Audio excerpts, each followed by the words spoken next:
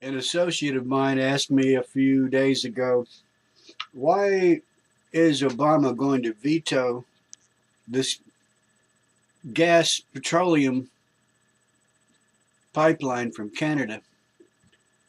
The Canadians are extracting oil from oil sand and they need a market for this oil sand, and the logical market is the United States.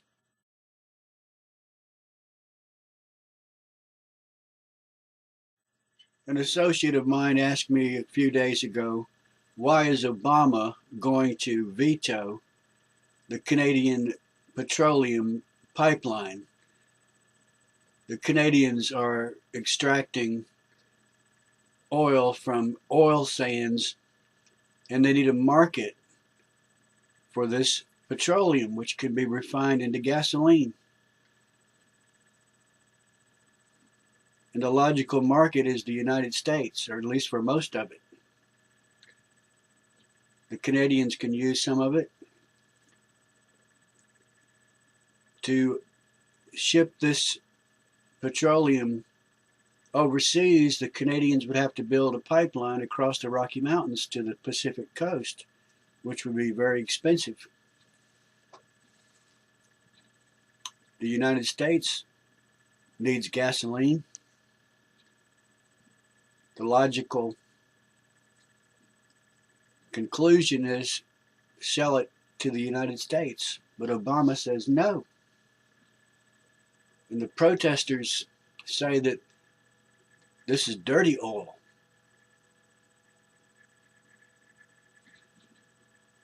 You can refine used motor oil. Nobody cares whether it's dirty or not. And besides, who's to say this is dirty oil? And if your gas prices are going up and if there are gas shortages, there's lack of refining capacity. The environmental protesters say that the pipeline may break and it will contaminate the water supply. We have petroleum refineries everywhere. We have pipelines everywhere. We have storage tanks filled with petroleum everywhere. We have petroleum stored in underground salt domes. Yet this project must be vetoed because this project will cause environmental havoc. Well, the way to understand this is to realize that Obama is not a patriot. Obama is not looking out for the interest of the United States of America. Obama is the front man of an international organization whose goal is to either cripple the United States, bring it to its knees, or to take it over. And they're well underway in this process of takeover, using subversion, manipulation, control of the media. They have infiltrated every level of our political process, including the so-called Tea Party. They're everywhere. Most Americans are oblivious to this. It is as though we are living on Fantasy Island, where everybody is acting and the drama becomes so real that the actors don't know where the line is between reality and unreality. It's a matrix, like episodes of Star Trek where they entertain themselves by a trip on the holodeck,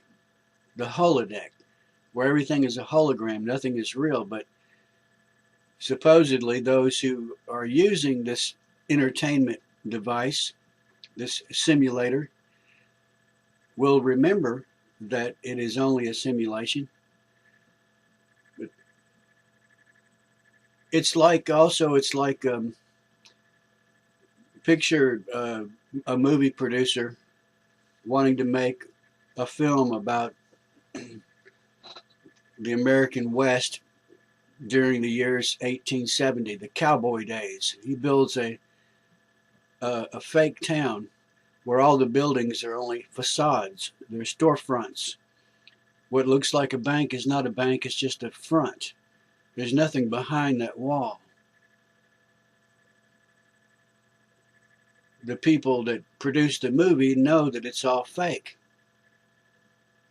And the movie goers know that the movie is fake, but they play along. They play along. And the distinction between reality and unreality becomes blurred. This is the type of trickery that the modern day conquerors use rather than using bullets and bombs and airplanes and tanks. They take over through subversion.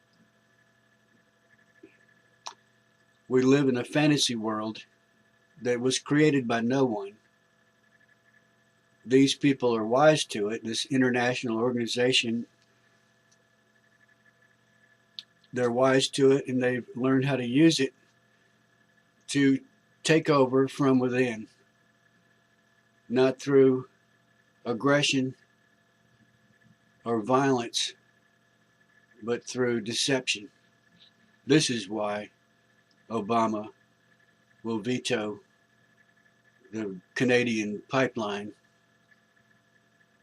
The project is called XL, built by, or to be built by, TransCanada. He says he will think it over and wait 18 months. Well, that's after the elections in 2012.